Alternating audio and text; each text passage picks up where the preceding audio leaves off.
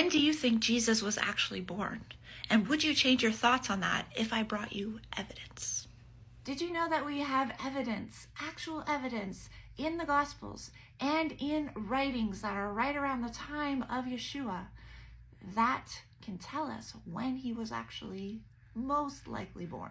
The scriptures say that on the testimony of two or more witnesses, a matter is established. Now we have one witness, which is the Gospel of Luke, and Luke actually tells us some really good key details that can help us figure out when Yeshua, Jesus, was actually born. The second witness we have is actually Josephus, and he is a writer who was around the time of 37 AD to 100 AD, and he was compiling Jewish history at that time, and he wrote about Yeshua. In the Gospel of Luke, we actually have a timeline. So John the Baptist's father was told while he was working in the temple that he was going to have a child. Now the priests used to work on set schedules, and we have that schedule from Josephus. So we know that when John the Baptist's father was in the temple, it was a certain period of time, and then he would have gone home, which he would have seen his wife, obviously, and conceived a child. And then obviously he would go back to work at a later date. This is actually really, really interesting evidence, because people always debate the birth of Yeshua and they try to, link it to this and link it to that. Well, we actually have the evidence from two witnesses right in the gospel, and right from a witness who was living during that time, that can actually direct us to the time where Yeshua was most likely. I mean, we can't prove anything without a shadow of a doubt because we're not there, but most likely, I think Father gave us this evidence so that we would actually know that Yeshua's birth lines up with the biblical feast. And it also lines up to something else that I find very, very interesting. Stay tuned to the end to find that out. According to Luke, we have Zechariah's priestly service ending here in the month of Tammuz at the 8th priestly cycle, okay? This is when Zacharias was told by an angel that his wife is going to conceive. And then the next month, Elizabeth conceives, okay? Now, we know that Yeshua, from the text of the Gospels, we know that Yeshua was conceived 6 months later. So we can just count the months. And then we know that Mary conceived. Now, this month here is leading up into the spring. Just to show you how this works, here's the 2026 calendar, January. Now, this is the Gregorian calendar. The Gregorian and the Hebrew calendar are not the same. January 19th is the beginning of Shavat. That's the beginning of the month. So somewhere in this period of time is potentially when Yeshua was conceived. Shavat, right there.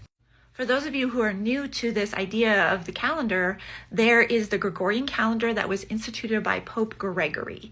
That did not come till much later. There was the Julian calendar before that. The Julian calendar was very similar to the Gregorian calendar. The Hebrew calendar is the biblical calendar that lines up with the new moon every month, and it lines up with the solar cycle every year, okay? There's a lot of factors in it. I don't want to get into that in this video, but I want you to understand that these dates do not line up exactly the same every year because they're two separate calendars. So around January, mid-January, early, kind of like the 11th, the 11th to the 20-something is where Shavat usually starts. So somewhere in that timeline of January, mid to late, possibly January, is when Yeshua was conceived. 40 weeks later brings us to the fall. The fall is when the fall feast of trumpets, Yom Kippur, and tabernacles happen. Again, these fall feasts can go anywhere from September to early November, okay? So somewhere in that timeline, it really depends on a lot of factors. And like I said, these calendars do not line up at all year after year. They change every year.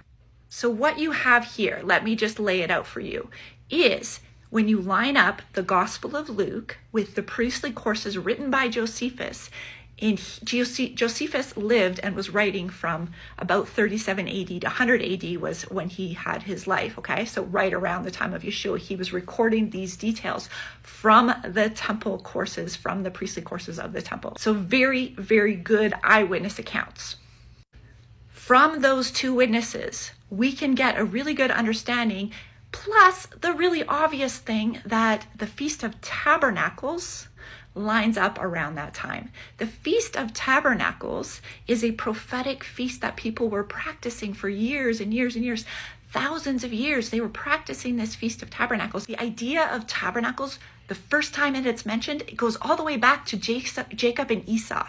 When Esau and Jacob finally agreed and decided to get along, Jacob built temporary dwellings for his cattle, and he named the place Sukkot. Sukkot is an image of the tabernacles. Just like when you are a shepherd, you gather your sheep and you put them under a covering.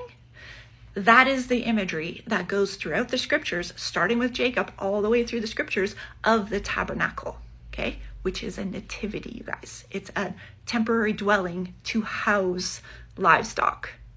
It's a nativity, okay? The Feast of Tabernacles, or the Feast of Sukkot, is where you build a tabernacle and you dwell in it temporarily. It's a picture of our covering. If Yeshua was born in a manger in a tabernacle, wouldn't it make sense that he would be born during the Feast of Tabernacles? Wouldn't that be an obvious prophetic fulfillment of these things? Put all of these witnesses together and you understand that this period of time is likely where Yeshua was born. It makes perfect sense. Now we have the birth of John, which is happening in Nisan. Just to give you some perspective, Nisan is Passover month. That's when John is showing up, during Passover month, okay? Then finally we have Yeshua showing up in Tishrei, the 7th month, which is the month where Sukkot is, the Feast of Tabernacles. Now what's really, really exciting is all of these have names. All of the priestly cycles were named. And this is what the name meanings were. So when Zechariah's priestly service ended, the name meaning was Yehovah is my father. When Elizabeth conceived, the name meaning was he is saved. Yeshua.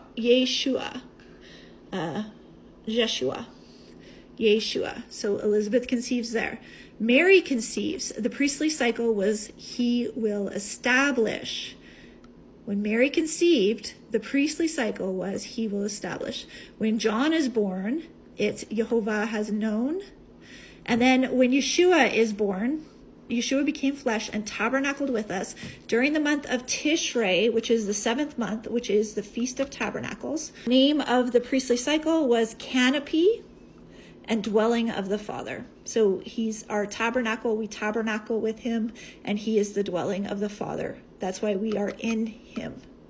We are in Christ. We are in Yeshua, the dwelling of the Father. There you have it. There is the testimony of several eyewitnesses that are much closer to the time of Yeshua than all of the things happening in the 300s and 400s with the date of December 25th. Very, very interesting. Please discuss and let me know your thoughts. If you want to learn more about the biblical feast, I have written 2 books, link in bio. Love you guys.